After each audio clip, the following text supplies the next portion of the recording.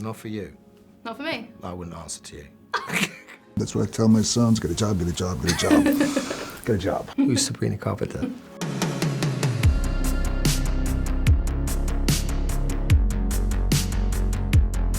Harry is very well connected. He has like friends in sort of every service that you could think of. If you had a problem, what past co-star do you think you could rely on Past to like what? co-star? Co-star? Who you call it? None of them. I haven't allowed anyone.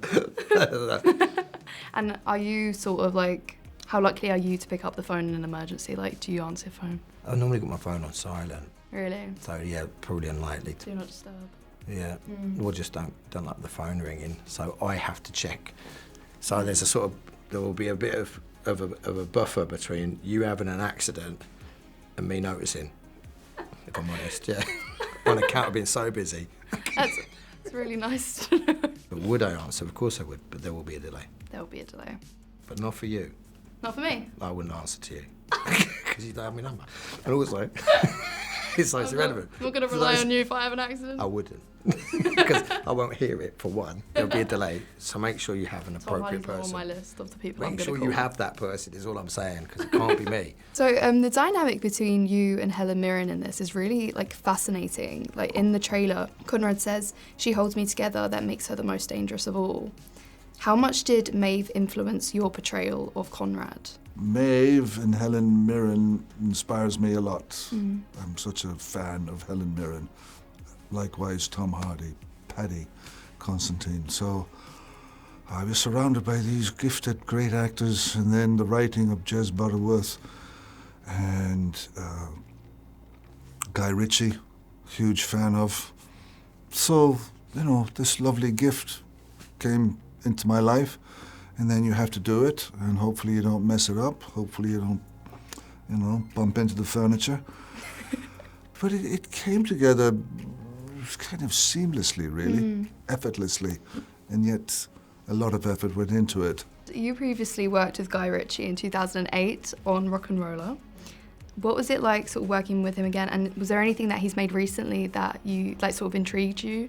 Did you watch The Gentleman? Yeah, I enjoyed that. Great. The film. The show? 100%. And the film? I'm not as big a fan of the show as I am the film. The film was, for me, I really, really enjoyed that. But I don't watch much television or film, so I haven't watched the Gentleman TV show, so I'm just being clear with that. I don't really watch many films either.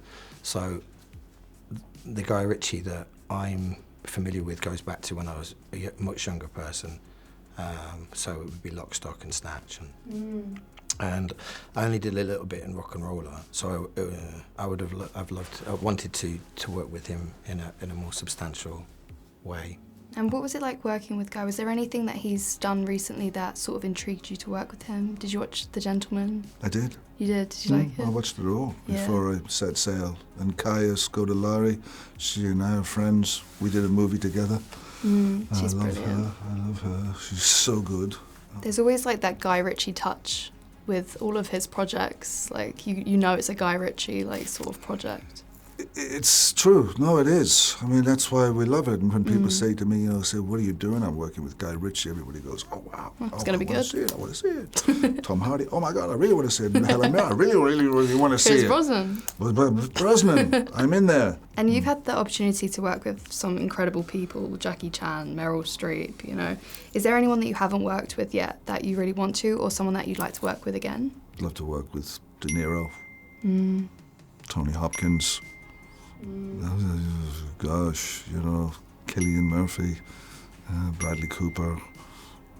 There's a lot. All the greats, yeah. There's so many. Kate Winslet. Oh, she's incredible. There you go. Love her. Need a movie with all of those all together. Jessica Chastain. Oh, she's There's amazing. a list here. They go on and on and on. And this show is so like immediately gripping. I think it's going to be a binge watch for a lot of people. Do you remember the last show you binge watched? You said you didn't really watch shows. Oh, yeah, The Bear. The Bear. Yeah, I loved that. I love The Bear. It's so good. Did you watch all of the seasons? And Below Deck. Oh, Below Deck is there so you good. go. Like, that's about... Reality TV. That's where the characters are. That is. Then, you know, not just Below Deck, but all reality TV shows and, you know... Love is Blind. Yeah, and Married Married at First First Sight, Sight. yeah. I've been watching that. Yeah, they're everywhere. Characters. It's like, oh, I'll take that and I'll put that over here. You played the ultimate hero, pretty much. James Bond is the ultimate hero. But in this, you're such like a cold sort of criminal. Do you like playing the bad guy, or do you prefer playing the hero? Bad guy. Bad guy. Much better. Much more fun. Much more fun. But the bad guy just gives you so much stage, so much on the canvas, so much freedom to be anything you want to be. You want to play it all. Yeah. You want to play it all. You want to, I was trained as an actor and led to believe that I could play anything. Seeing you in this sort of like crime family concept reminded me of you in Legend as the Cray twins. And there's even like a small mention of them in like the first episode. Yeah. Do you like see any, like how would you compare filming like in sort of the 50s, 60s crime scene to like modern day crime scene? The clothes are different. I suppose the technology is slightly different, but I don't really see much difference in the characters. Yeah, like they were much more dapper back in the day. Now But this is fashion, this is design, right? I don't think the character has changed since piracy or, urchins and... They think they still got the same sort of personalities. Or kings and queens, do you know, if you go right back, if you look at things like, well, I mean, it's not real, but the Game of Thrones. Yeah. You know, the concept of mercenaries and kings and queens and families that, they're extremely violent and take things off of each other and argue with each other. And, that's it goes thousands of years back.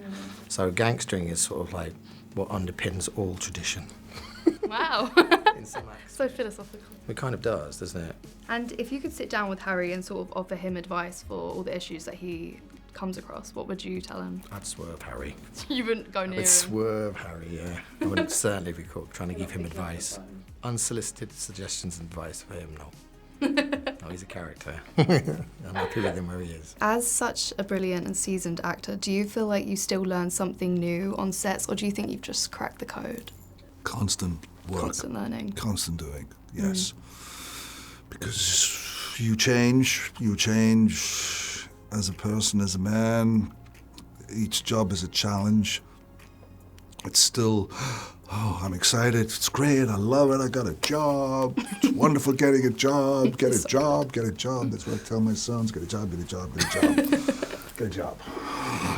And then, you get the job and then you have to do the bloody thing. Then you have to go, I have to face Tom Hardy, I have to face Helen Mirren, I have to walk out there and do your stuff, show yourself. So What job that it's is. always a challenge. Best job. It's a great job. Fontaine's DC are so perfect for the opening theme of this. What songs do you think would be on Harry's playlist? I don't know, that's a really good question. I never thought about Harry like that. Some characters I do think about, have a playlist for. I didn't have one for him. Actually, that's not true. I do have just one song and it is The Fontaine. Really? That is good, yeah. It's just the theme tune. It's the vibe. It's not, it's their song, What songs or artists would be on Conrad's playlist, do you think? Oh, I don't know. London's Burning. Rock the Casbah. That's good. As we're MTV, what's on your playlist at the moment?